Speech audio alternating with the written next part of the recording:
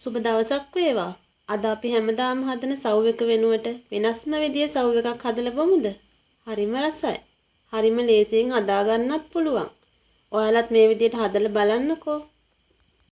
අවශ්‍ය ද්‍රව්‍ය: අඹ, මිදි, කොළ ඇපල්, ස්ට්‍රෝබෙරි, සව්, මිල්ක් මේඩ්, ෆ්‍රෙෂ් මිල්ක්. මේ සඳහා ඔබට කැමති ඕනෑම පළතුරක් භාවිතා කරන්න පුළුවන්. මුලින්ම කපාගත් අඹ කෑලි භාජනයකට එකතු කරන්න.